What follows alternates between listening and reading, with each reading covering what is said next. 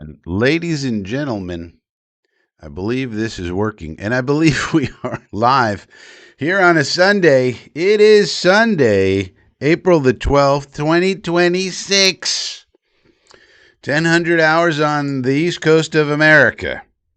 We're 11 days out from the draft, and boy, are we starving for some Jet news. We still don't have a backup quarterback. The wide receiver situation is clouded, to say the least. And we got to wait 11 days before the actual draft, and we'll have to see if the Jets are going to make any moves before then.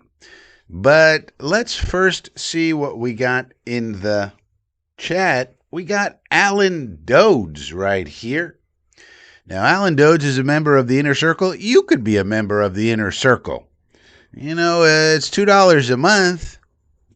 And you could hang out with a SUNY New Paltz rugby legend like Alan Dodes. I mean, this man wrote the book of Deuteronomy.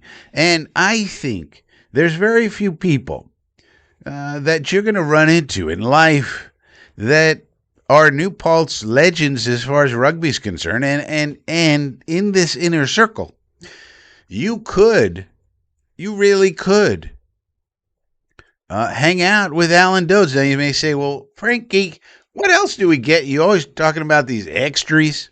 What are the extras that we get? Well, as you can see right here, these are some of the extras. Right now, we got some draft guides. You know, we got the Beast over here. We got Vosh Lombardi over here. We got the Draft Sharks rookie guide over here. We got the Mike Clay projections over here. We also got some of these reception perception profiles. You may say, well, what about Antonio Williams? Well, look at this.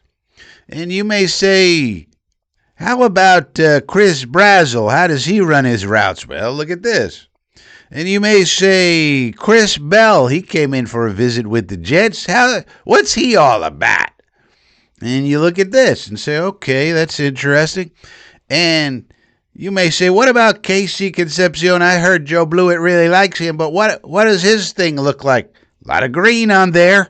A lot of green on the old KC Concepcion. But what about those drops? Well, he also had a very, let's say, inaccurate quarterback that didn't help him out with his drops and stuff.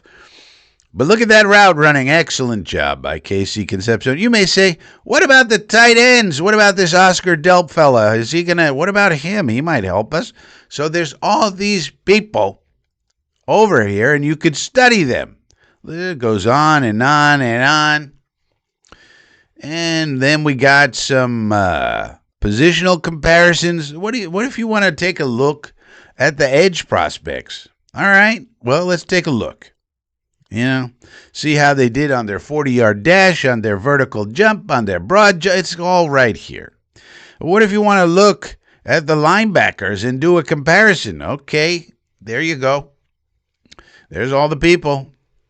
Well, I want to look at the wide receivers. All right, well, here you go. It's all there. All there for you. $2 a month. You get all this. What about the offensive linemen? I want to take a look. Okay, we got it. All the position groups right there. So all these things at your fingertips. And you get to hang out with Alan Dodes. If only you would join the Inner Circle. You click the join button down below. And you can join for $2 a month. And Dodes isn't the only one in there, by the way. You get to hang out with legends like Chris Bradigan and Harry W. and other people like that. I mean, come on. You could even hang out with Joe Mike. He's a member. Phil Adams says, greetings from the president of the Northern UK branch of the Frankie fan club. All right, that's not an official fan club for people wondering. But I would just recommend, instead of going through all that, just join the Inner Circle. It's the join button down below. It's $2 a month. Very cheap, and you get a lot of extras.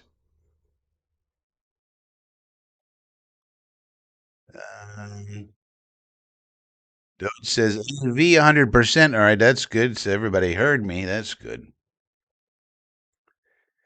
So Joe Mike confirms. Thanks for the Beast Draft Guide. One of the many perks of membership. Everyone should join. I think so.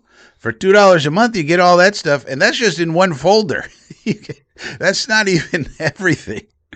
There's tons and tons of other stuff. And by the way, if you're a member, and you have the old draft guides. We have draft guides from 2025, 24. So you want to look at somebody from a couple of years ago. What did they say coming out for this guy? We're going to sign somebody or something like that. What was the draft guide looking like? And what was the draft write-up from previous years? We have it going back to 2024. So there's the historical stuff you could take a look at. Okay. So there's just a lot of stuff in there for $2 a month. I mean, geez. And then in addition to that, you could hang out with Joe Mike, Alan Dodds, Harry W. I mean, the list goes on and on. All these people are sort of celebrities if you think about it. Dodds says, I should change my YouTube name to Deuteronomy. Yeah, I mean, the man's Alan Dodds. Of course he wrote the book of Deuteronomy. Don't you think? I mean, makes perfect sense. Eddie Hunt is here. Eddie. That's a great name. Eddie. Eddie Hunt. What's going on, Eddie? You know, you can count on a man named Eddie. Some of these people coming around named Connor, you know, Sawyer, you know, Maeve, you know.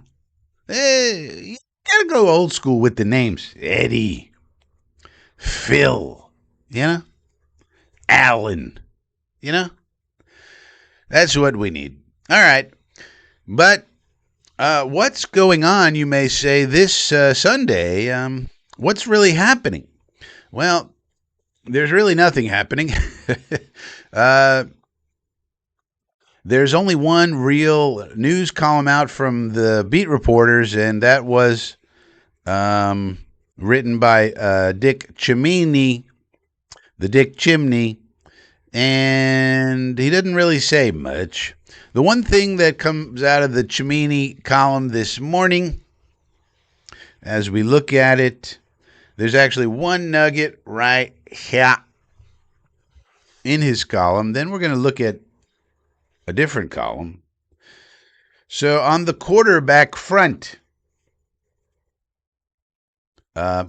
Jets have done a lot of homework on Ty Simpson, including a dinner and private workout. Word is they came away impressed. Of course they would, because he's the coach's son. He's going to impress you with his brain, quarterback brain, with him as a person and his football character. Yep. Of course, it takes more than that to get drafted in the first round. And then here's the nugget. It would be a surprise if the Jets take him with the 16th pick. Now, he doesn't say per sources, so it's probably not, 100% solidified or anything like that. But if that's what Chimini's writing, and also logically, it kind of makes sense. I think they probably value him with a second round value.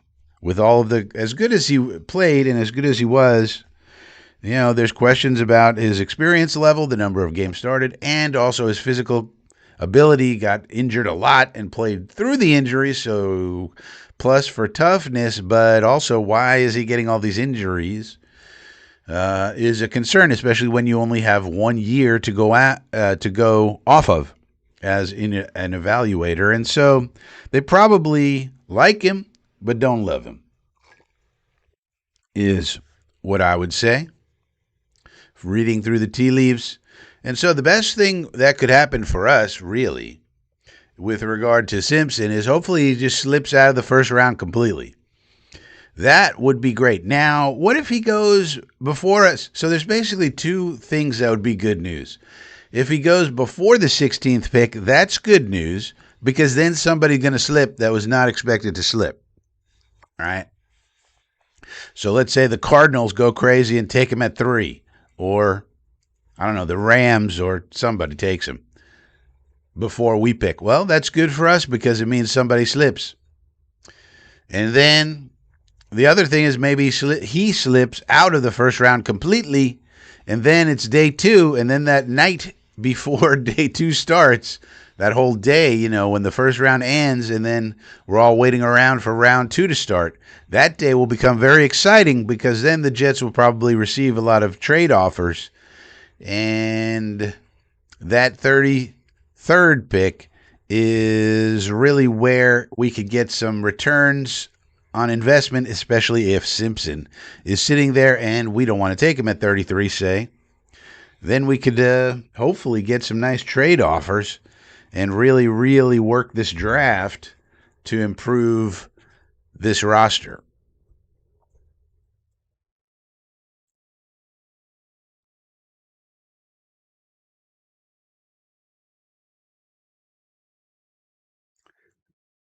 Yeah. Dick needs to invite AG to go hiking. I don't think Dick needs to do anything. I think he needs to retire. He has another column out. I got to give him credit. He churns these columns out. He had another column out today with detailing the history of our picking Keyshawn Johnson back in the day.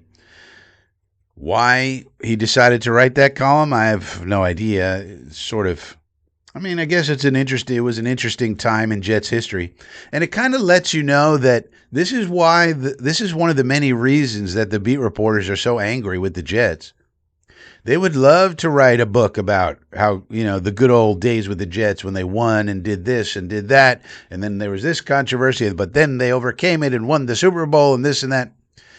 They would love to have that be a narrative and storyline because then they could write books and sell books and become millionaires and live in high towers above everybody else.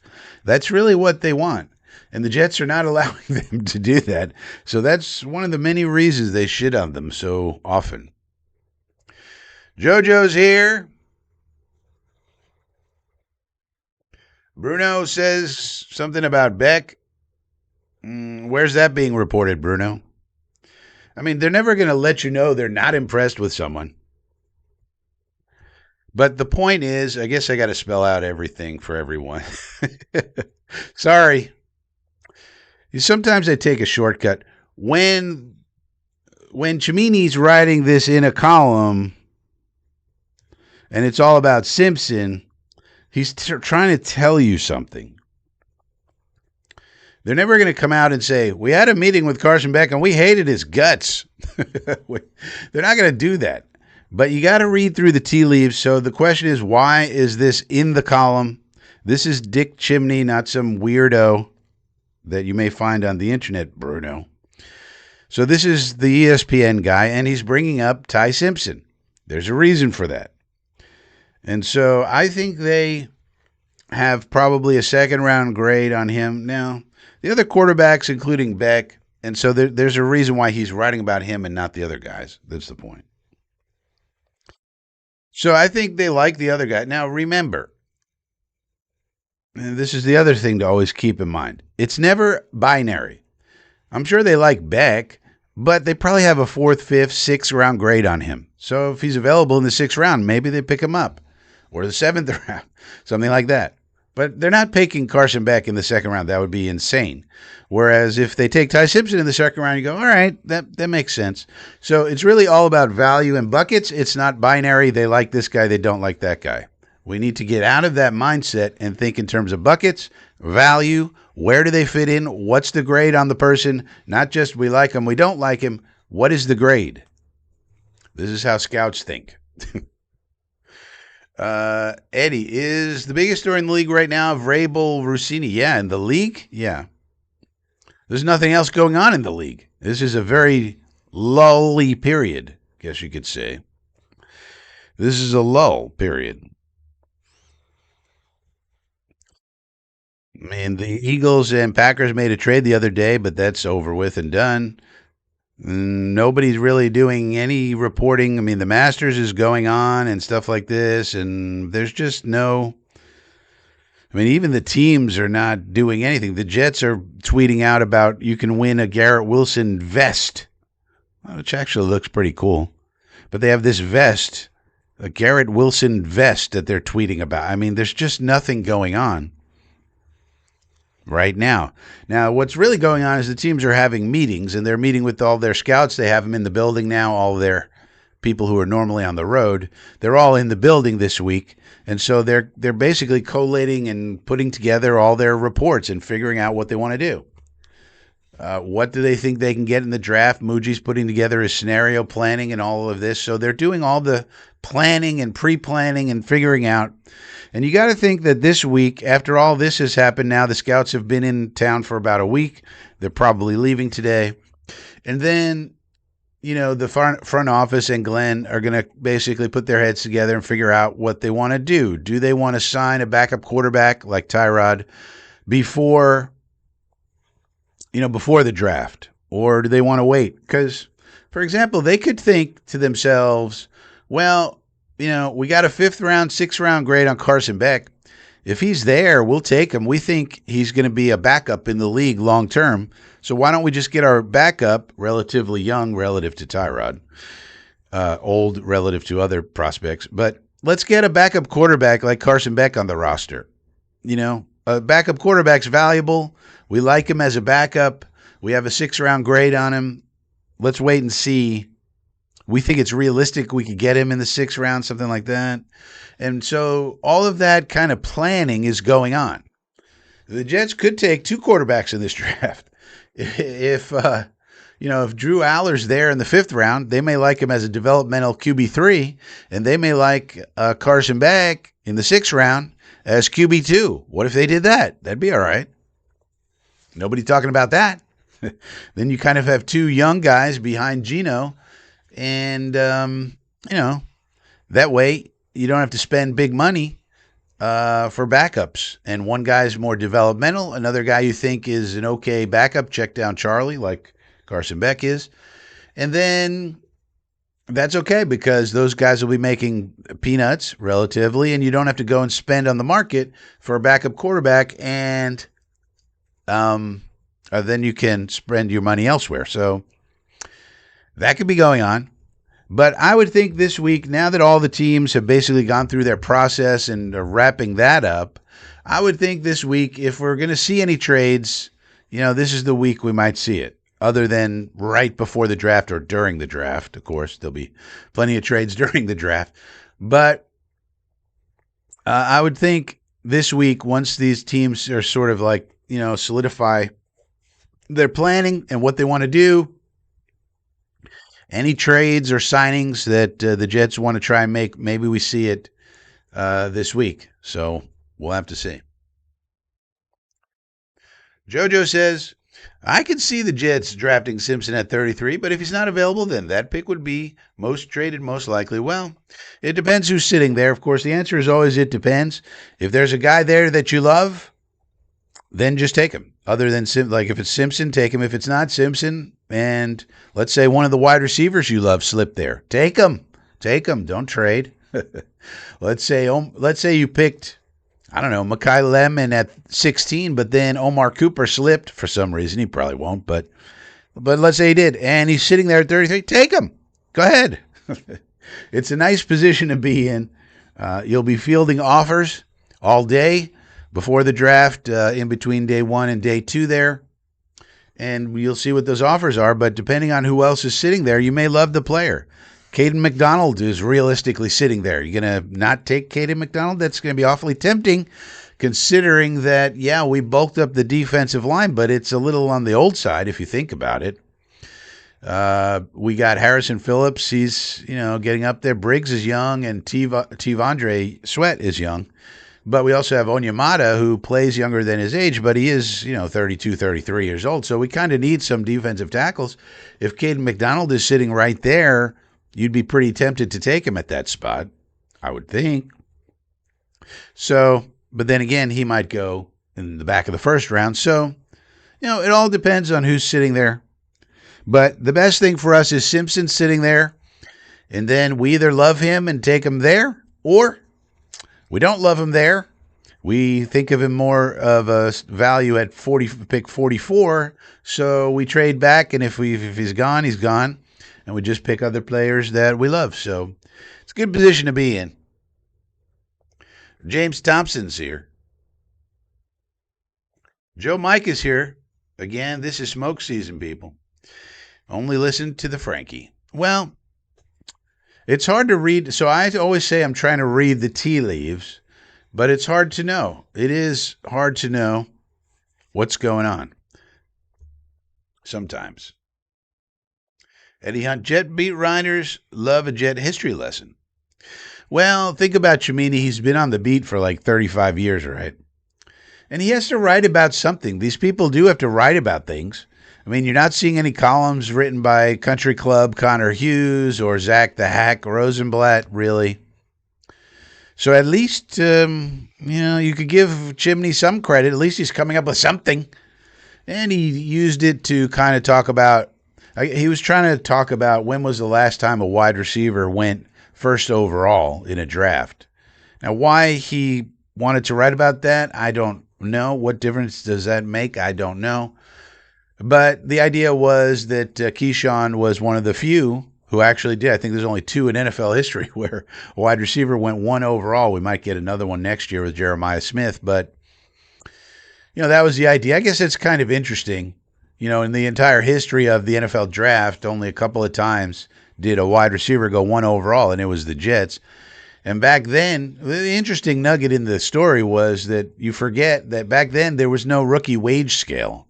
So that hadn't been agreed to with the collective bargaining unit. So you had to negotiate every contract individually. And these contracts could fluctuate greatly. And the Jets tried to get Keyshawn to sign a contract before the draft. They went up to his hotel, like the night before. They went up to his hotel room to negotiate a contract. And he did not agree to it. So wild times in the NFL before they got this rookie wage scale and all that, which is a good thing because, they may want to tweak it and stuff like that, but it's good that everything's slotted. You really don't want these teams negotiating with these players for every nickel and dime and dollar. Just slot it. Everybody knows what it is, and we can all just be happy with it as long as the union's happy with it, I guess. So it was kind of interesting to relive the history, but I don't see what relevance it really has. But then again, nothing's going on. So, you got to give Chimney credit. He scratched out something. You know what I mean? So Hefe is here. She says, ideally, Simpson there at 33, we could trade to Steelers who might want to jump AZ to get him. Well, the Steelers are very interesting. We have not heard from Mr. Aaron Rodgers. We're 11 days out from the draft and no word from Rodgers? What's going on there? Now, the word out of the Steelers is that they're perfectly happy to go into the season with Will Howard and Mason Rudolph. I don't believe that for a second. But everybody's been assuming that Aaron Rodgers is going to play and then they wouldn't be in play for a quarterback this year. But as of today, there's no word on Rodgers at all. So this is another weird thing that nobody seems to be writing about for some reason.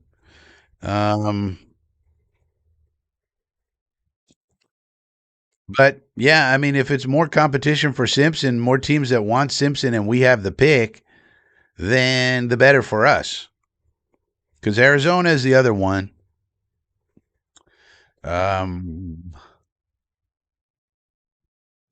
Arizona's the other one in addition to the Jets that seems like a good fit for Mr. Simpson. Of course, the more he slides, the more he becomes interesting for other teams. If he's there in the fourth round, a lot of teams would snap him up. But, talking about a first or second round choice, it's basically the Jets and Cardinals. And then, but that's assuming Rodgers is playing. And, when is he going to tell us if he's playing? I don't. Now, it's also possible he's already told the Steelers he's playing.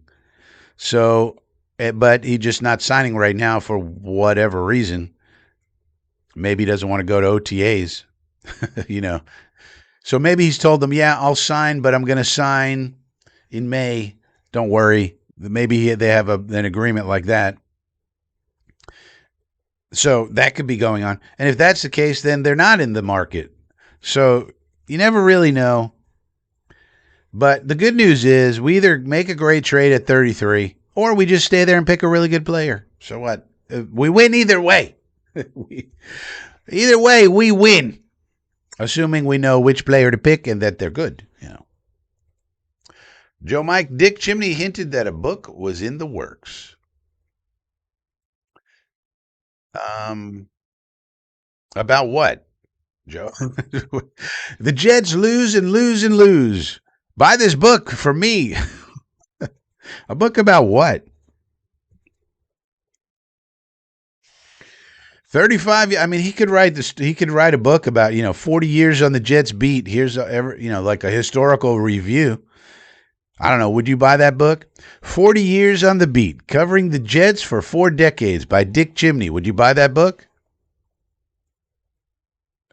I mean, it would be kind of interesting to have a book that chronicles the history of the Jets. I don't know if such a book exists right now. There's always Green Bean that you could go and ask. You could go and ask the Jets historian Green Bean, but it'd be nice. But it'd be nice to have it in book version. So, like a historical review. My time on the beat. Sort of like a retirement thing.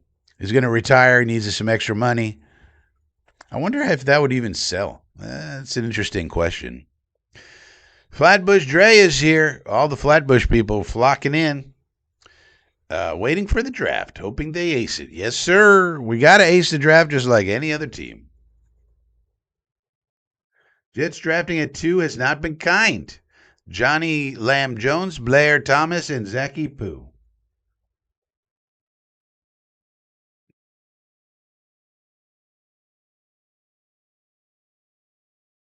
Okay, Bruno. No need to explain anything to me. Gotcha, buddy. You got it. You've got it. You got it, sir. Excellent job. Look at this. We also do have a poll going on, I must mention. Can I have this poll? Oh, yeah, there's a poll going on right here. Hang on a second. Geno Smith will throw for a round, and the choices are 3,500 yards, 4,000 yards, or 4,500 yards. So far, the voting is 3,500 yards, 50%, 4,000 yards, 45%, 4,500 yards, 5%.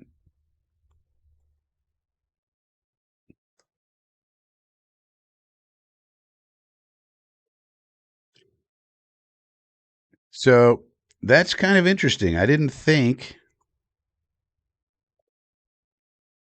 I thought 3,500 would win, but I thought 3,500 would win by a lot more. Interesting. Interesting. All right. So we took care of them. 40 of misery and my part in it. Well, he thinks he's the good guy, F.A. says, I think Chimney said book more about the stories he's collected over the years. Yeah, I mean, maybe he just collects all of his columns and puts them in a book. That'd be easy. Wouldn't be a good book, I don't think, but it'd be easy.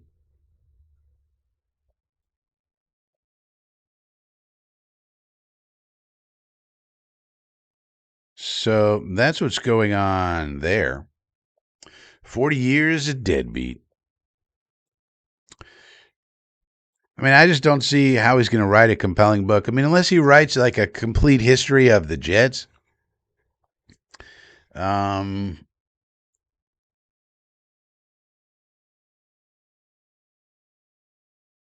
Which might be interesting.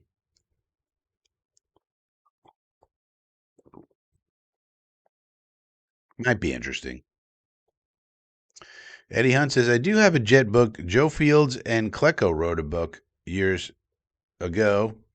Nose to Nose, I think. Yeah, there's a couple of books out there, but there's probably not one that collects all of the history from the Super Bowl era. Basically, you'd want to go from this, from the Super Bowl era, obviously. Super Bowl 1, 2, and then when we won Super Bowl 3, that has to be in there.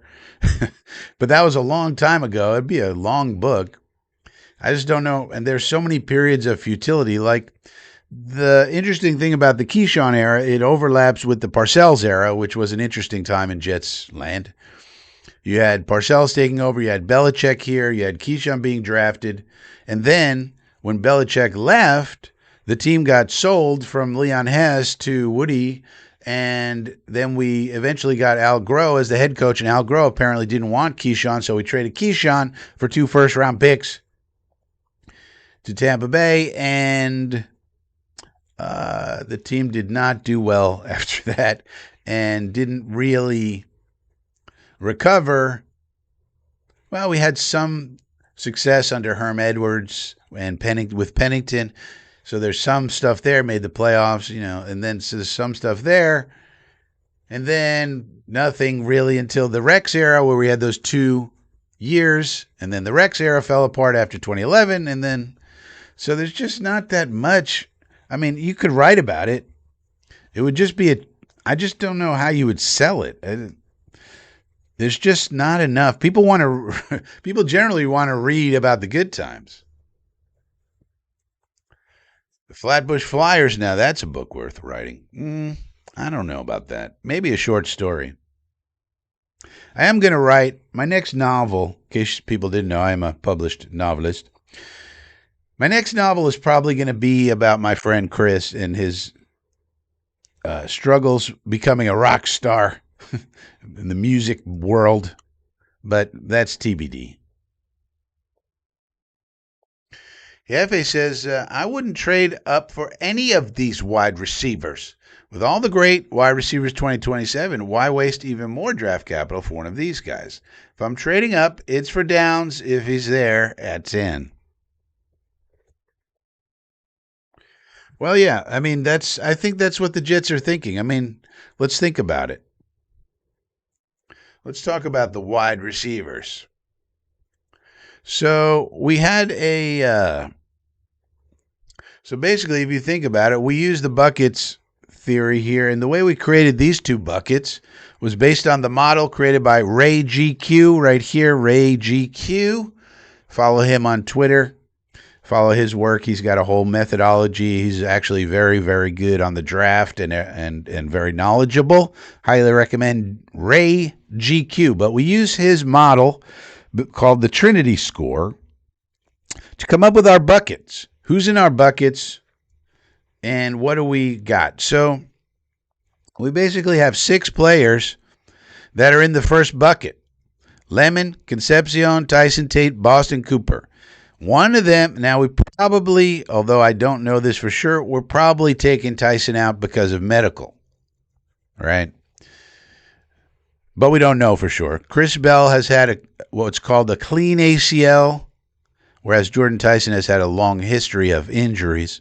Chris Bell currently has an ACL.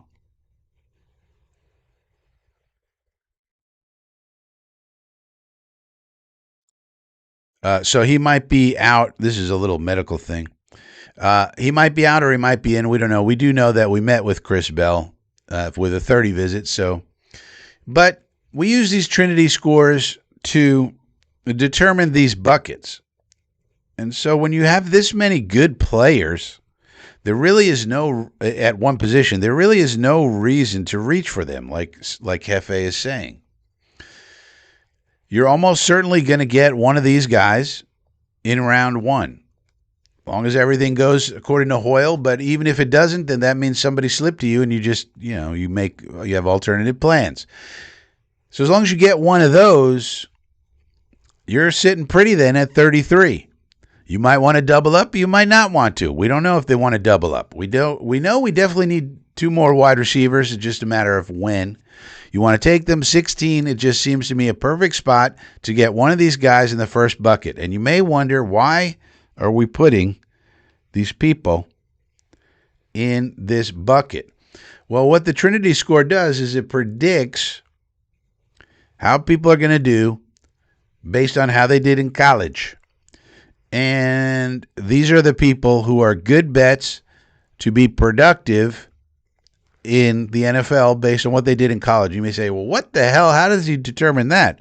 Well, some of it's proprietary, but what we do know is that he has historical scores like this. So it's not 100% because no system is ever 100%. But if you look at this, these guys who are great bets, they usually hit. And when they don't, there's a reason. Like Travis Hunter was a two-way player, for example. So if you look at this, in 2025, he had 3 great bets. They all hit. He had 2 good bets. One of them hit, and the other one that didn't is because Hunter was a two-way player and he got injured. And then you go to 2024, he had 3 great bets. They all hit. 2 good bets. They both hit. And then 2 other good bets, and they hit based on the criteria he set. Then you go back to 2023. He had 2 great bets. One didn't hit. That was Quentin Johnston. He had all those drops. But then his good bet hit, great bet hit 2 out of 3. And then 2 good bets didn't hit. And then you go to 2022, where we had Garrett Wilson, number 1 on top. And he was a great bet. He hit. Great bet hit. So now here he had 2 misses. So it's not perfect, but it's probably the best system I've seen that predicts whether these wide receivers are going to be hits or not. And that's why we have these buckets. Now, nothing is certain in life, and certainly not in the NFL. But that's why we're using the Trinity score to come up with our buckets, to say what would we be happy with in round 1, or at any point. I mean, if we could get some of these in round 2 somehow, like let's say we took Lemon at 16 and then Cooper sitting there at 33. Oh, that's a bonanza because we got 2 of our bucket 1 guys, right? So that's all about the wide receivers. And yeah, with this many dudes available, there's no reason to reach for a wide receiver like we did last year with Arian Smith. Hopefully we learned from our mistakes last year. We should not have traded up for Arian Smith, and we should not have traded up for Kiko Maui Noah, that's for sure. So those were some mistakes that we made, and hopefully the front office has learned from that. Where's Jeremy Bernard? Jeremy Bernard is way down here. He's down here. So he's not included because he's down here. Now, if he was just missed the cutoff. So you want to put him in your second bucket? Okay. But I just went off of this. This was sort of the cutoff for bucket 2. You could see by coloration. But Jeremy Bernard just missed. He had a 4.96 score. So you want to put him in there? That's okay. But there's enough. I mean, that just gets to my point. There's enough of these dudes. I mean, some people would have Coleman and Fields in the bucket,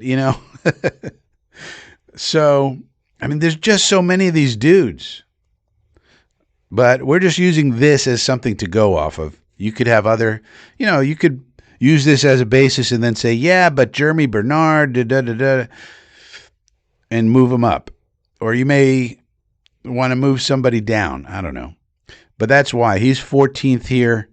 But there's 14 dudes. I mean, Kevin Coleman, Malachi Fields. There's 20 dudes here.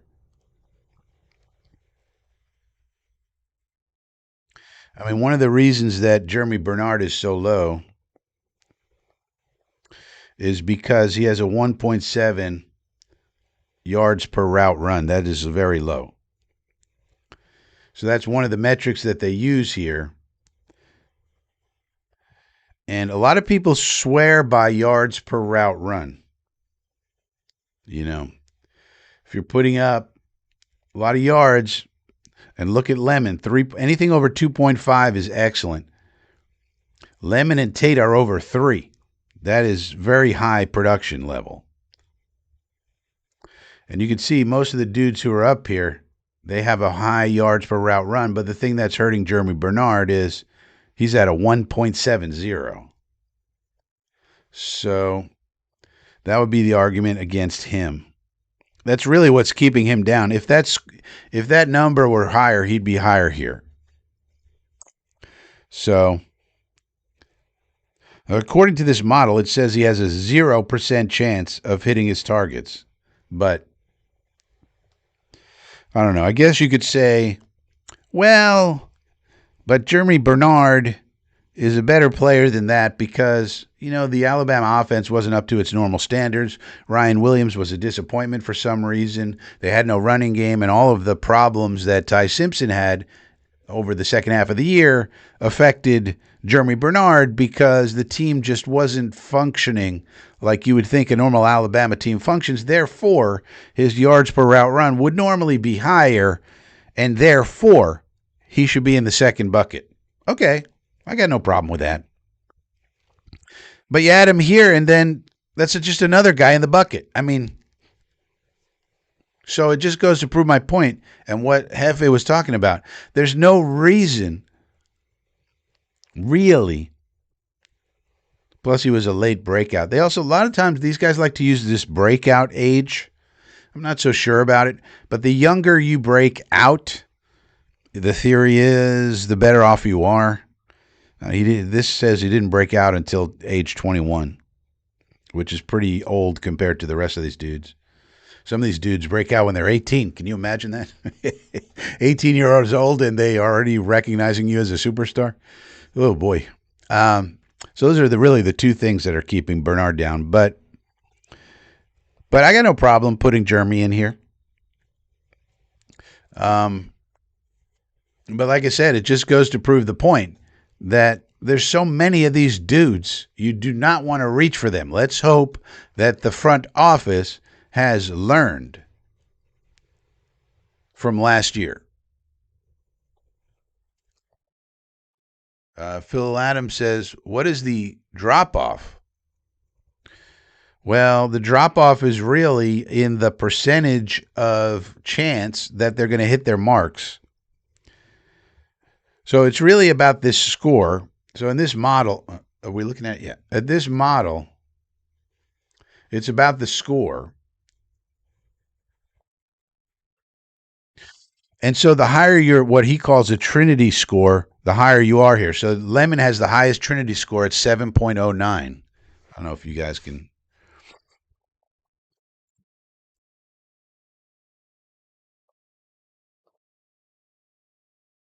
So Lemon is a 7.09. That's why he's the top dog here. But so where it's green, I just made a cutoff. Green means there's a good chance they're going to hit their targets. Targets are so many yards and touchdowns and so forth as the years go on. So if you're in the green, I made a cutoff. So Brazel only has a 5.89 score, which means he has a 21% chance of hitting whatever this metric is, year one, 525 plus yards. So according to the metric, Brazel only has a 21% chance of hitting 525 plus yards in his first year. So you're really looking at odds and probabilities of guys being productive. Now, he uses this for fantasy purposes, but it applies just the same. You want productive receivers? Well, then they got to put up yardage, right? And touchdowns and so forth.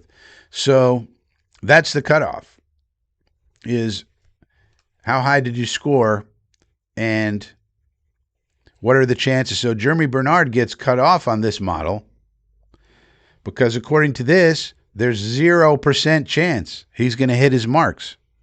Now, like I said, it's not a perfect model. Sometimes guys this low, they do hit them. But it's not very often. So that's what a model does. A model has to predict. And when you find one that predicts pretty well, you can use that. Now, like I said, it's not perfect. We went over the historicals. That's why it's important to look at the historicals. Did it predict well? And the answer is yes. Did it predict perfectly? No. There's no model that's going to predict perfectly anything, really. But this one predicts pretty well. Best one I've seen. If somebody else has a better model, let me know. We'll take a look at it. I got no problem.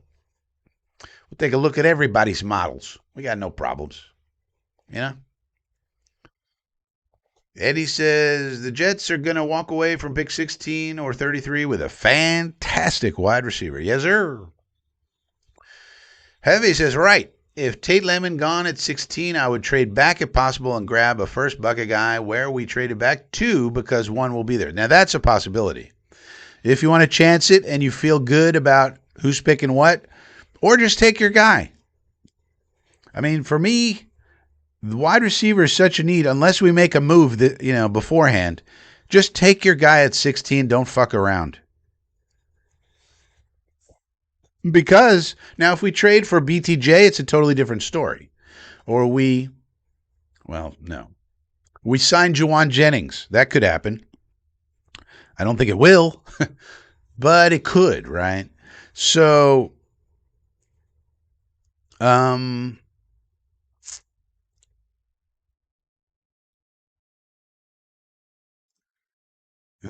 if we did that, then you could definitely trade out. Because then you're playing with house money. But some reason or another, we have not made any moves at wide receiver, even though they were very available to us. I mean, these guys signed for very little money, and Mooj did nothing. In fact, that's one of the points in my I have a column out. Did you know that? Would love to draft 2 wide receivers. Yeah, so talking about these did you know that I have a column out? What about the Frankie column? So we have this Chemtrails newsletter, Chemtrails Substack. Now, this is always going to be free. So I would hope some of you would want to sign up for this. We're going to keep all the articles free here. And I decided to do a Sunday newsletter. There's going to be other things on here as well. But you see, the first thing in my column, as opposed to Chimney's column, I got a column too. I could write a column. Why not? It says here, wide receivers, right? Sure seems like Mooj and crew are letting good wide receivers come off the board without much of a fight.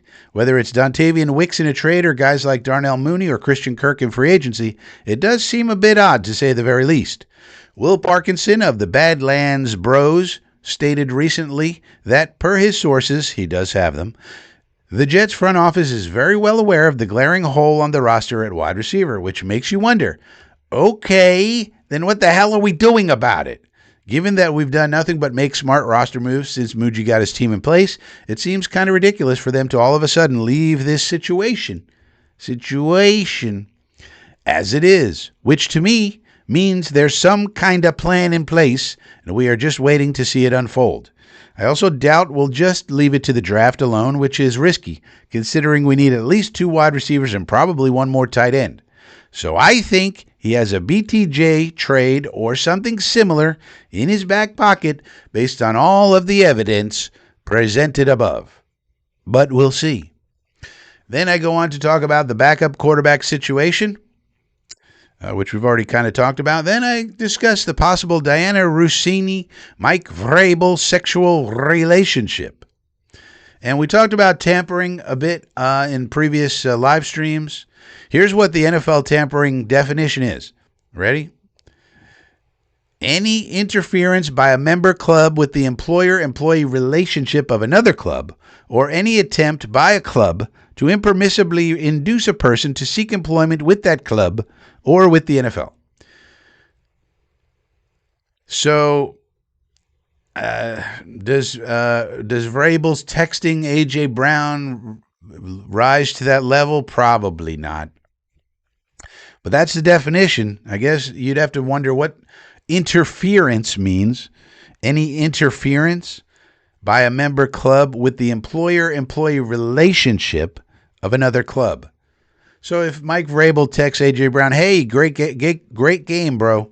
Saw you on TV, looking good. Great game, A.J. Nice job. That's probably okay. If he texts him, hey, you'd look good in red, white, and blue, brother, that's probably tampering. So, And I basically walked through that. But at the end, I came up to the conclusion that if the Jets don't blast Dirty Diana at every opportunity in MetLife Stadium when the Patriots are in town, that will be a very big missed opportunity. And then I go on and talk about the pick 1.2 debate and talk about Arvell Reese and why I prefer him over David Bailey. But here's some interesting research that I did. Here's a list of the respected talent evaluators who have Reese over Bailey on their big boards, with Reese's overall rank in parentheses. Dane Brugler, Lance Zierlein, NFL Mock Draft Database Consensus, Todd McShay, Mel Kiper, Matt Miller, PFF Big Board, Bleacher Report, CBS Sports, Tankathon, The Ringer, Draft Tech, NFL.com, and Joe Blewett all have Reese above Bailey. The only respected guy that has Bailey above Reese is Daniel Jeremiah, so that seems like an outlier compared to everyone else who grades out Reese higher. Then we get into Vels Bells and talk about some other things, like Data Analytics Wednesdays. That's coming. But I would encourage everyone to sign up for this free free Substack. It comes right to your email. You do have to give your email so we can send it to you. But I'm going to be writing more and more on this Chemtrails newsletter. It's called FrankieFromFlatbush.substack.com. Chemtrails. If you want some Jets writings from old Frankie, I would recommend it highly.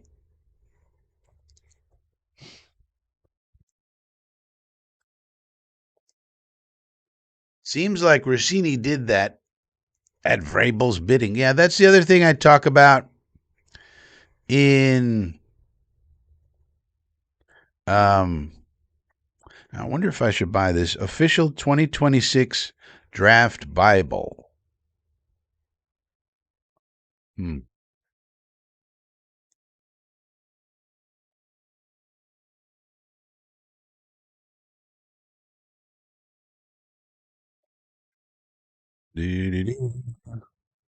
Online edition. Hmm. Um,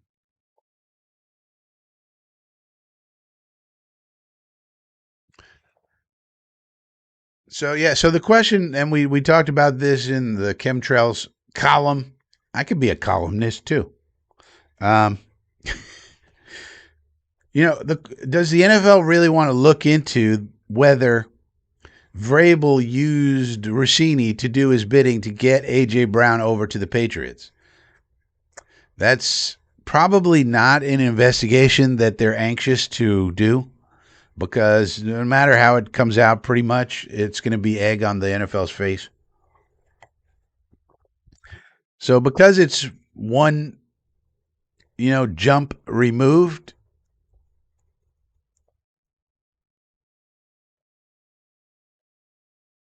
then the NFL probably doesn't want to take a look at it.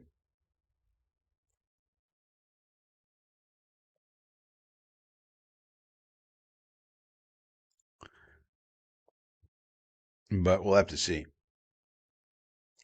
Cafe says, I was thinking the same thing about Dirty Diana. Yeah, we got to be blasting that thing every time that you're allowed to play music during the game. You got to be blasting Dirty Diana when the Patriots are there. You got to. Got to. Now, the one reason they may not want to, the NFL may want this thing to go away. So the NFL may tell the Jets, no, don't do that. But I think the Jets should say, fuck you to the NFL. We'll do what we want.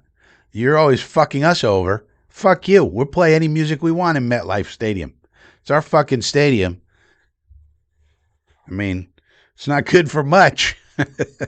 But it should be good for blasting out Dirty Diana on the speakers and have everybody dancing and up. That's a great song anyway, but yeah. That's going to anger the Patriots. Fuck them. Fuck Vrabel and fuck them and fuck everybody. Everybody out here fucking each other. We need to fuck them back. How about that? Do the rules include a third party? Well, that's the gray area. I read you the rule. So the question is, what about this gray area where Vrabel's manipulating the media like a joystick with his joystick? In that case, and I don't think the NFL wants to look into that, to be honest with you, unless the public pressure gets too much. What the NFL probably wants to happen here is they probably want Rossini to be fired, which the Athletic is looking into it, according to them. So they probably want her fired and then off the beat and then have her resurface a year or two down the line working for Barstool or something. And just have this go away and just don't pay any attention to it. So unless one of the member clubs, and Woody is too much of a chicken, he won't do it. Unless one of the member clubs makes a big stink about this, but probably other teams are doing the same thing. How many coaches are texting players all the time, for one thing? And then how many coaches, executives are manipulating media in certain ways to quote unquote tamper? They probably all do it, or at least some percentage. So the clubs are not going to make a big stink about it. Otherwise, the investigation will have to go to places they probably don't want. So I think the NFL wants this to go away. I think therefore, it probably will go away. The Athletic, I don't know what value Diana Rossini is going to provide to the Athletic now. They've already canceled her podcast, which was terrible anyway. But they fired Chase Daniels, or whatever his name is, Chase Danielle or whatever. And they said the podcast is on hiatus or something.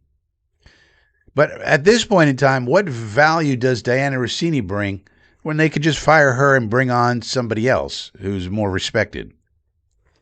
And just say, now the coverage will be handled by Josina Anderson or somebody. There's no reason for them to take on this PR stink when they could just get rid of her.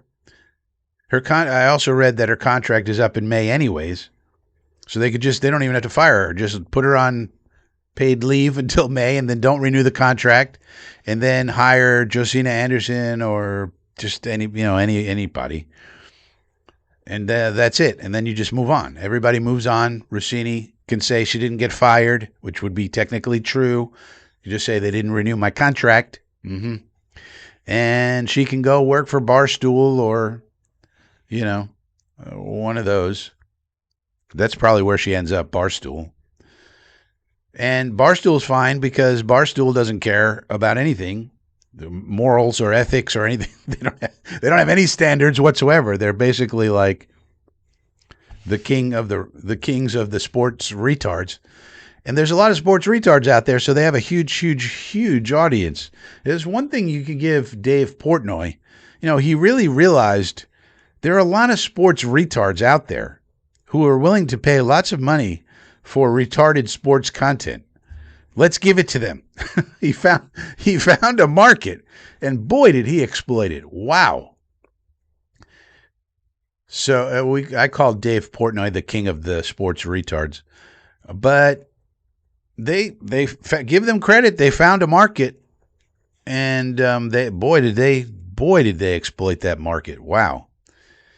And to their credit, nobody was really hitting it. Nobody was saying somebody needs to appeal to the degenerate morons of sports fandom.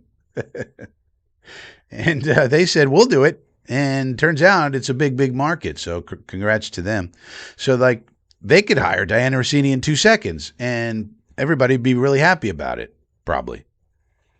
The NFL would kind of probably wish her to go away because if Barstool hires her, then she's going to have a podcast. She'll have a video show. She'll write for them. She'll still be around. And because she has a name and is known and still has contacts, she'll talk to some people still. So it'll be a good deal for Barstool. And then she could talk about all the salacious crap she wants. She could shit on her husband all she wants on her podcast. And it'll fit right in with the Barstool aesthetic, the Barstool milieu, if you will, the Barstool, thing that they've created. It's all about salacious horse shit and things like that. It's like a perfect landing place for her. Great. Talk about your sex life with your husband over here on this podcast. They should call it, they should call it the Puccini Pod. I came up with that. I want credit. The Puccini Pod with Diana Rossini. I should just name all this stuff.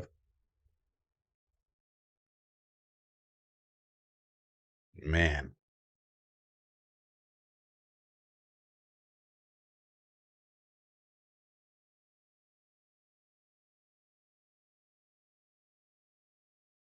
Dirty Diana. Yeah. All right. So we got that taken care of.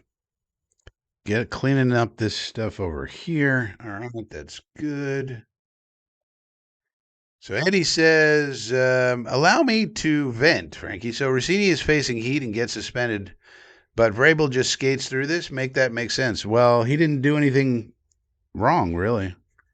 You're allowed to shtup people. You're allowed to cheat on your wife. The reason she's getting in trouble, and she's not in trouble yet, they're just investigating it, is she's a reporter and there's ethics involved of being a reporter. There's lines you can't cross. So if she gets fired, she should get fired because she crossed the lines of journalism. We've talked about it on this channel 1,000 times, Eddie. Journalists have to have some degree of ethics. It's called ethical journalism. There has to be some lines you can't cross. Now, that line is pretty, it takes a lot to cross the line, but she clearly did. For his point of view, all he did was sleep with a woman.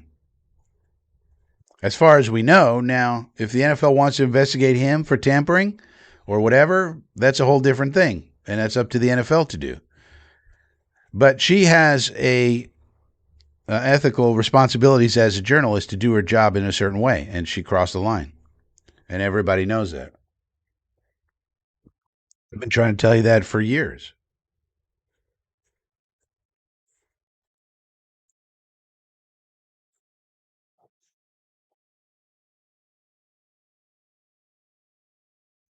And so that's why she's under that's why she's and the Athletic is owned by the New York Times. So the New York Times has its own set of ethics aside from the general journalistic ethics.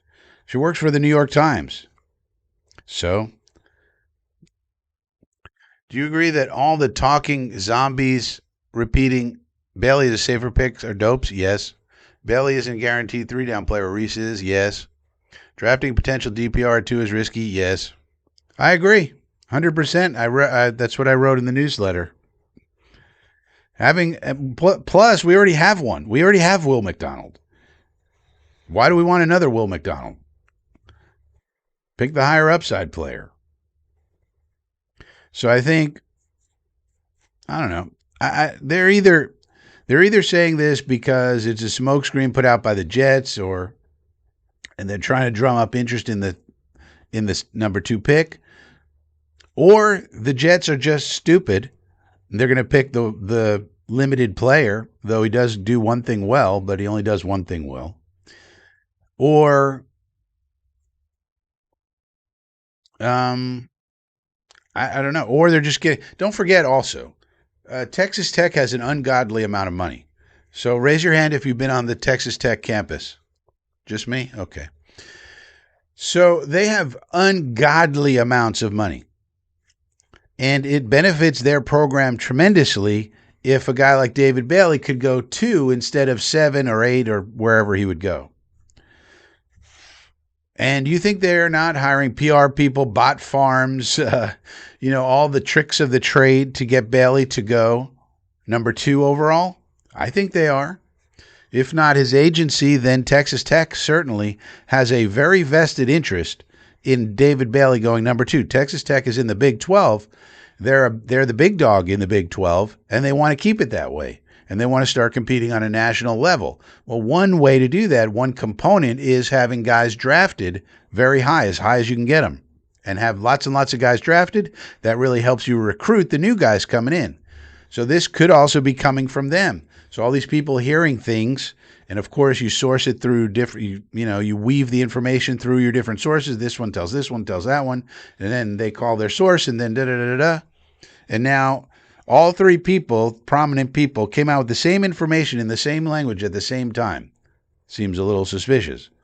Of course, it could be that the Jets are stupid and they're going to make the wrong pick, but um,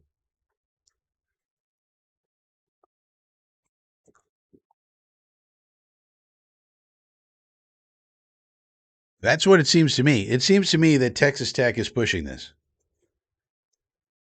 And if you think these big schools like that have they're in oil country.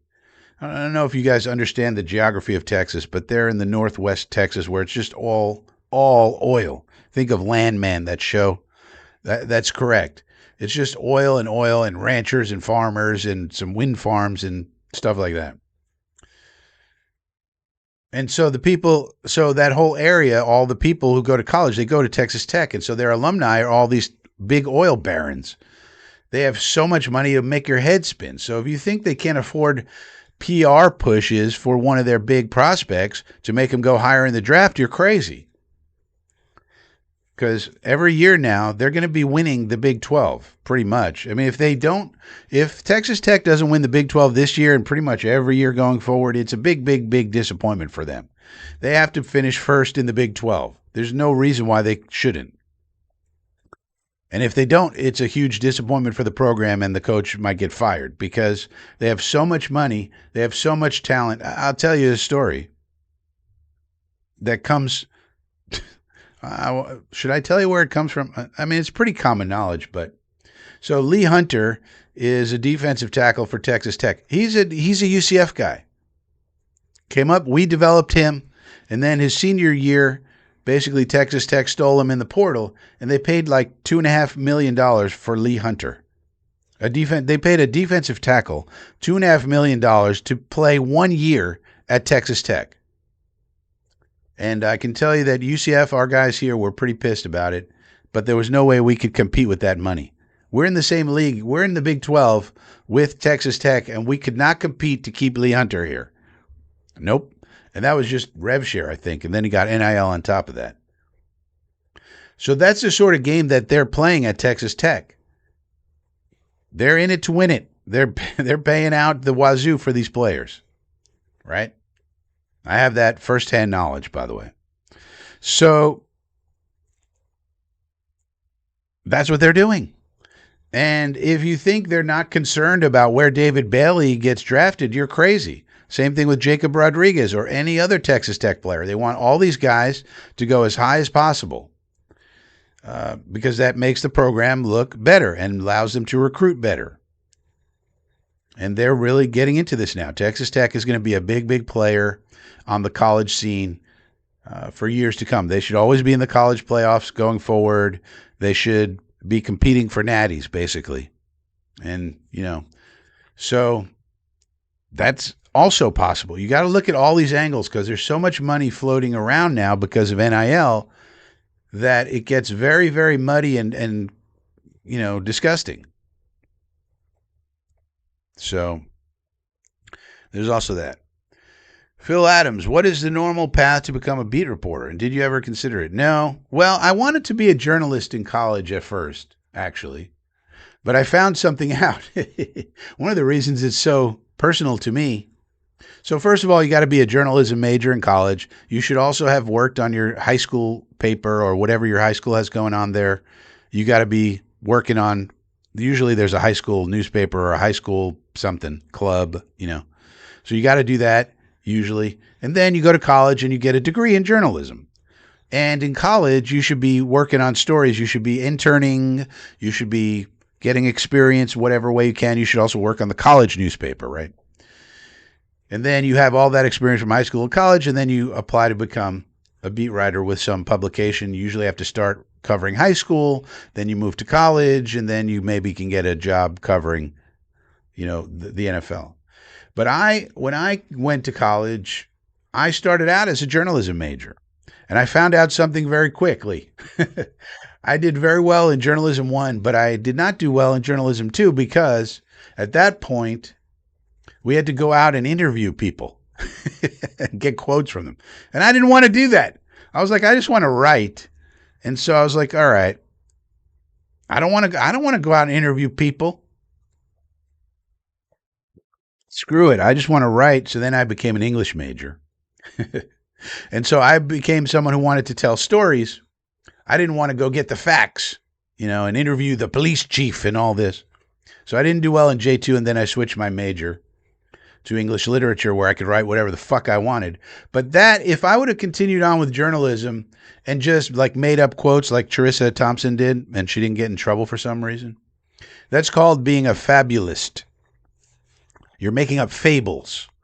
And that's happened a number of times in journalism recently. If you watch The Wire, you'll see them talk about that in the last season of The Wire. Those are based on real stories. Jason Blair comes to mind. There's a bunch of other journalists who did the same thing. You'll see this principle laid out in the 5th season of The Wire. And it's very interesting because it's very tempting. It's very tempting to just start making up quotes or cleaning up quotes or making up this or that. It's very tempting to do that because it's like, well, it's kind of right. He kind of said this, or he would have said this, or this is what he would say. And you just plug it in and it's like, but this fits better. And you start out with good intentions and all of a sudden you're down the road. Now you're just making shit up and you're fabulizing. Which is what Charissa Thompson did. How do I know she did that? She admitted it. She said so. And she didn't get fired. She's still on commercials. She's still on Thursday Night Football. No one cared, amazingly.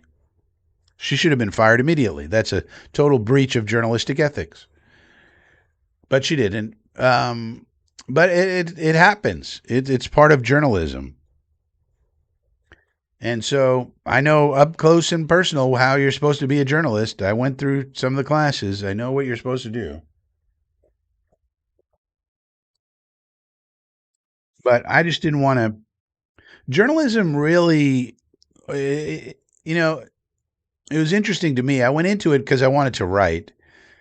And what you find out once you get into it is it's a profession where it's about your personal interrelationships with people. And so that's why, Diana Rossini took that to the way over the line. But you really do have to keep up your relationships with people, in a way with integrity and with, just going to lunch with people, talking to people. You got to be a people person, basically. I'm not a people person.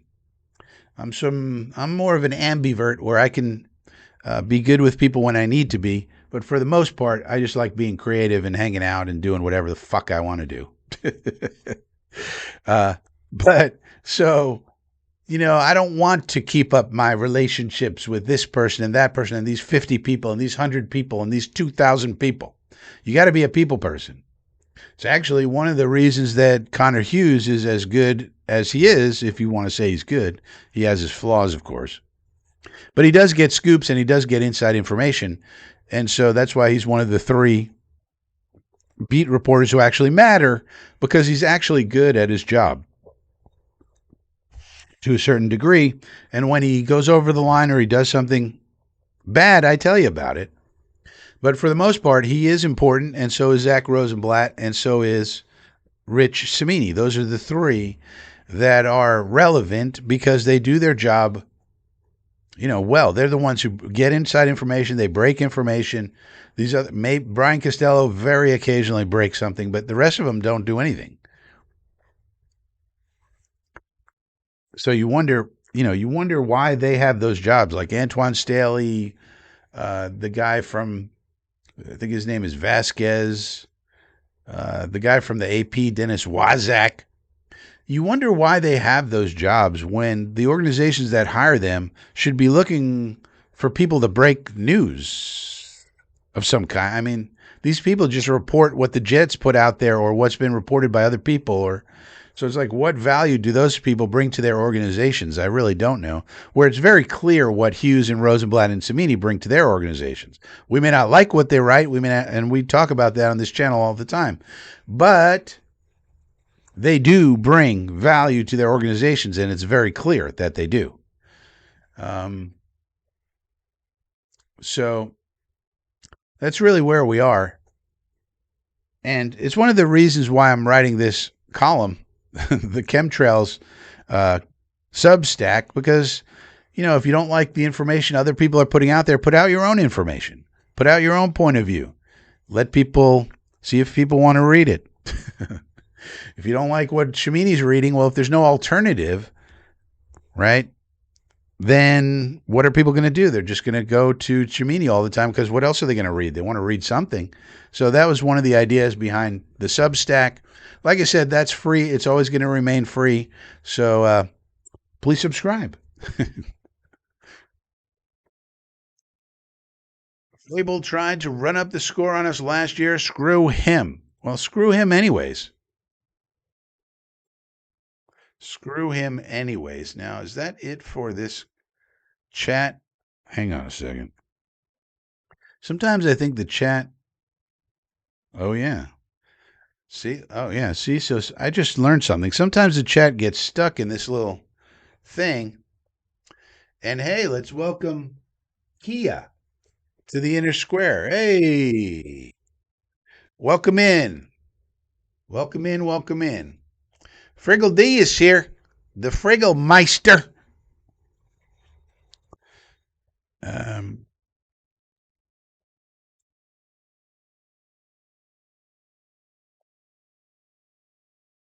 Everybody's kind of talking about the Masters right now. Jefe says, I wouldn't call the NYT ethical at this point. Yeah, but look at it from their point of view. They think they are, right? They're the old gray lady. We know that they've crossed many different lines, but look at it from their own point of view. They do have some sort of standards. They do. They actually publish their standards, their journalistic standards. Now, do their people cross a line all the time? Yeah, they do.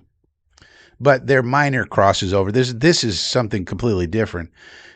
And besides, it's the sports section, essentially, of the New York Times is The Athletic. And so what is Diana Rossini to them that somebody else can't bring? If she's going to bring all this disgrace and disgustingness to them, why are they going to keep her when they could just replace her with someone who could do the same exact job without all of this?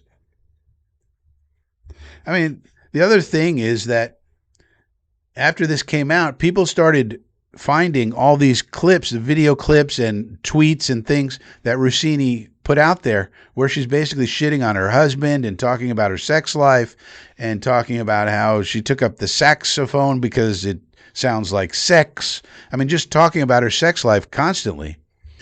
And people started bringing these clips up now in because of this situation.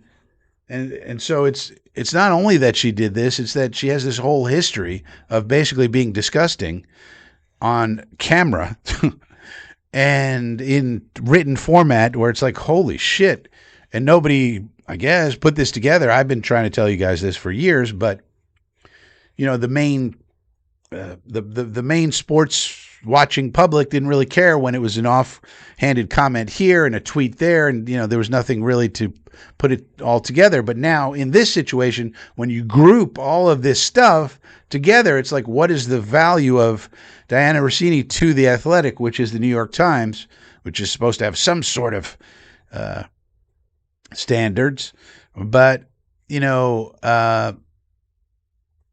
when they could just replace her contract's up in a month anyway, just let the contract expire. That way you don't even have to fire her. You don't have to go through the HR stuff of firing someone. Just let the contract expire and then replace her with Josina or whoever you want. There's thousands of these people.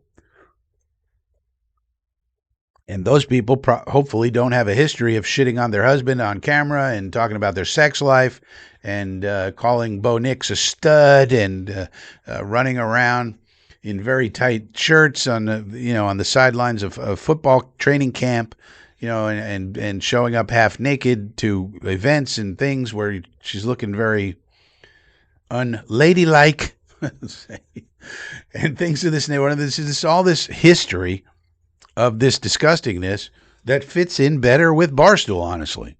If she did all this and she was a Barstool employee, everybody would say, yeah, that's a Barstool. They're for degenerate filth like this. This is what they exist for. This is exactly what you do when you. But the Athletic is supposed to have some kind of standard anyway, and so I just don't think it's worth their time to employ somebody like this when they could just replace her with somebody else who is as connected in to the NFL without all the baggage. So. Friggle says true about Rossini. Her contract is up in August. I think she's up in May, from what I read, Friggle but I could be wrong. She's probably done. No point bringing her back. Yeah, I read that her contract's up in May, so it's coming up next month anyway. So just let it expire. Don't even have to fire her. B. Trav is here. Pats generally have no ethics, so investigation is in order, but won't happen. Yeah, I mean, that's the other thing. I mean, the owner was arrested and charged with 3 felonies connected to sexual, solicitation of hookers, basically, in connection to a sex trafficking case. That's the owner, Robert Kraft. He was arrested and charged, and only had the charges dropped because his lawyers got the evidence thrown out of the case for somehow, because they're millionaire billionaire lawyers. So they had him on tape. I mean, they have Robert Kraft on tape, videotape, getting and you could say, well, getting hookers, how is that? Well, where he was, it was illegal. So, but apparently these hookers were also involved in a sex trafficking situation where they were sex trafficked here to America. So that's not good.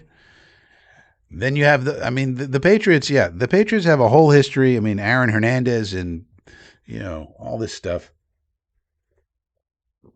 So now this. Oh, and don't forget, Bill Belichick also. I don't know if this is well known, but Bill Belichick was having extramarital affairs with Patriot employees, secretaries, and those types of females within the Patriots for years, and Kraft had a slush fund to keep them quiet. If they ever wanted to talk, he just threw enough money at them. They signed an NDA, an NDA about their DNA, and they got paid millions of dollars to keep their mouth shut, and Belichick got to bang them, and the Patriots just kept rolling on, and winning, and winning, and winning. So, yeah, this is an organization that's not exactly squeaky clean. Say what you want about Woody, but at least he doesn't do that. So, yeah, they're not going to do anything. They have power in the league. The NFL doesn't want anything to come of this because it's just horrible PR for them. So they're just hoping that Rossini quietly slunks off to the shadows of Barstool.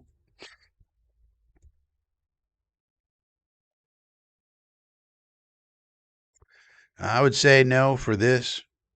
$30 million a season, no. That's the thing. I don't think that Dexter Lawrence fits into our plans, really. At this point, he really needs to go to a team that is on the verge of winning, that wants to pay him that much money. He doesn't really fit. If we're gonna pay $30 million and then still be a losing team, for what? And then he's gonna be, by the time we're good, in theory, he'll be 30, 31, and then what's the point? We might as well be developing a young defensive tackle, which is where Cade McDonald or somebody like that comes into play, Lee Hunter. So I would say no, he doesn't really fit for the Jets. I think the Giants are just going to sign him anyway, but I mean, he's a great player. It's not like I wouldn't want to have him on the team, but I just don't think he fits our timeline. Friggle says, I went to St. Peter's University as a journalism major, enrolled in 1998. Found out day one they dropped the major and morphed into communications major. I was quite pissed. Well, Friggles, that's why people go to places like Syracuse, for example, is a big place for journalists. Almost all communications major journalists, especially the broadcasters, they all go to Syracuse. You know, some schools are just big on journalism, communications, broadcasting. You know, people may not know, but I am a graduate of the Connecticut School of Broadcasting. Did you know that? Yep. Old Frankie. Oh, Frankie. Remember Manish Mehta? Yeah, he was one of the worst. He still pops up from time to time. Jake Asman interviews him from time to time. For those of you who are big Jake Asman fans, he interviews Manish Mehta, one of the biggest scumbags around.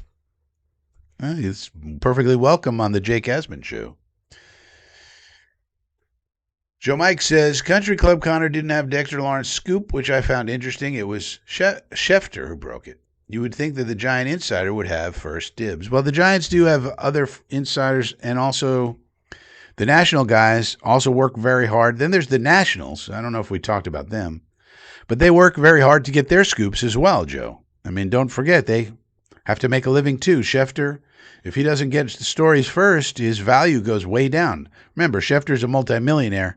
I think he makes $7 million a year or something for ESPN. So if he stops getting scoops, all that money goes out the window. Bye-bye. So he has to get scoops too. Same thing with Rappaport and the rest of them.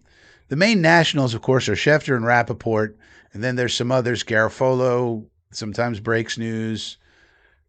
I don't know why they have that Judy Batista on the Insider Show. She doesn't seem to ever break any news. The people who break the news are Garofalo, Schefter, Rappaport, sometimes Pelissero, and sometimes that guy who's friends with Michael Strahan. I forget his name. Bald, little short, bald guy, fat guy.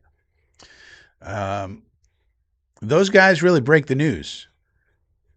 So why is Judy Batista on with the Insiders? I don't know. She never breaks anything as far as I could tell. But they have to keep in, you know, like Schefter, for example, has a very special relationship with Drew Rosenhaus. Everybody knows that. Rosenhaus will go to Schefter with everything about all his clients, and he has hundreds and hundreds of football clients. And so if it's a Rosenhaus client, Schefter gets it. So if it was, I mean, I wonder if Dexter Lawrence is a Rosenhaus client. Let's check. So that's one thing. You got to know these like connections between the agents and the media people. Let's look up Sexy Dexy.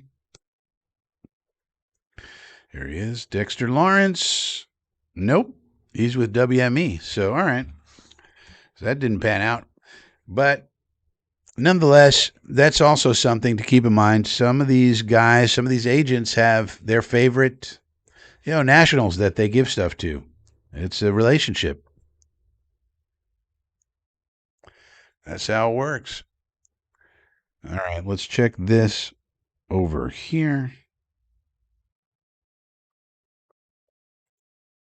All right, well, it's already 11:30. So I guess we'll put out last call for comments, questions. We do have a poll up if you want to vote. We got 47 votes, and the score is Geno Smith will throw for around 3,500 yards, wins the competition at 51%, 47 votes. And then 4,000 yards got 38%, 4,500 yards, 11%. So only 11% of you think Geno Smith will throw for around 4,500 yards. I think he could. I think he could. He's already thrown for 42 and 43. Depending on what receivers we get, if we ever get any, I think he could come close to 4,500. All right, so That's the poll. Let me know if there's any other questions, comments, concerns, complaints. Otherwise, we'll call it another Sunday here on the Frankie channel.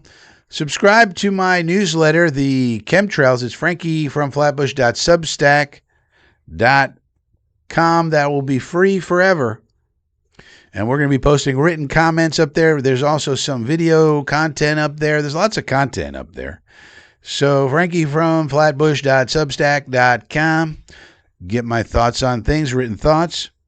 And consider joining the inner circle, where you get lots of extras. And we showed some of those earlier in the video. So you can do that by clicking the join button down below. Or if you just like the video with a thumbs up, that'd be very appreciated. Just subscribe if you're not already subscribed. James Thompson, what about the TD and INT this year? Well, he's always going to throw some INTs, so let's hope he does like at least 27, 28 touchdowns, and I don't know if he could keep the interceptions low, 12, 13. The problem with Geno is he's going to throw 2 to 3 WTF passes per game, and some of those get picked off. So that's his one. If he could ever keep that number down, he would be an elite quarterback. But that's his bugaboo. So I'm hoping for like 28, 27, 28 plus, and then, I don't know, 12, 13 would be a realistic INT number. Bradigan says, I have to go back to the beginning. What is the plan for the draft? Well, what we're going to do is we're going to go live all 3 days. And we're going to be keeping track. We're going to have a ticker, like a DISA. We're going to have the ticker up, and that's going to keep track of all the Jet picks. You can see it's a little not updated. But after this little intro thing up there, then it says here's all the draft picks so far. You know, we'll as they come in, we'll update it. So we'll always have a ticker to know who the heck we picked. As a reminder, as we're on the air talking about this, that, and the other thing. And then in addition to that, we're also going to have the docket. So we could know who did we pick today. So as we get on to day 2 and day 3, you know, we'll keep track of who did we pick today here on the docket, and then we'll have all of the picks up on the ticker like that, on the Frankie ticker. So the docket for who did we pick today, the ticker for all of our draft picks, so we'll always know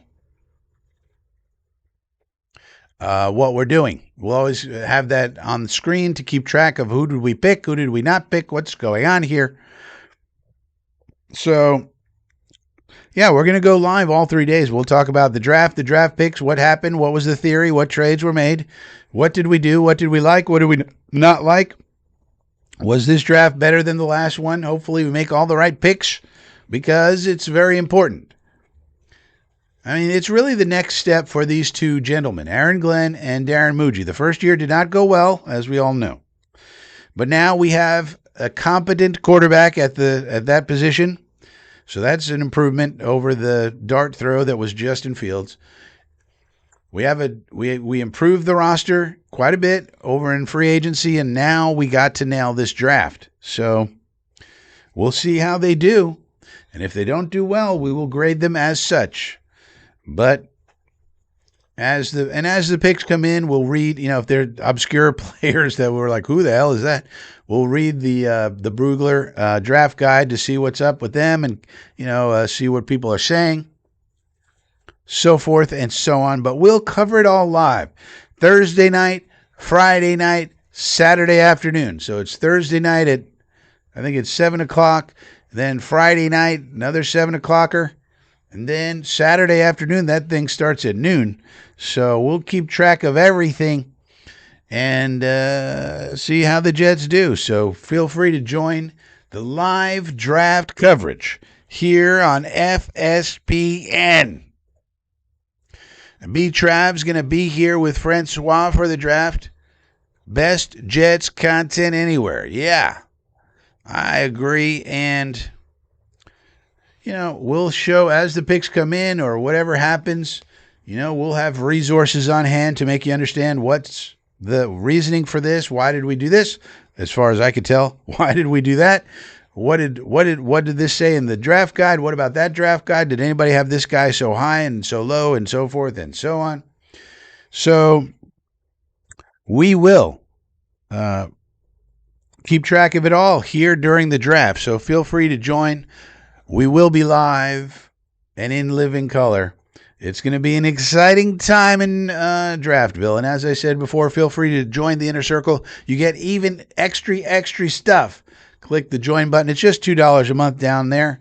Subscribe to the channel and feel free to subscribe to the free column, the free Substack, frankiefromflatbush.substack.com.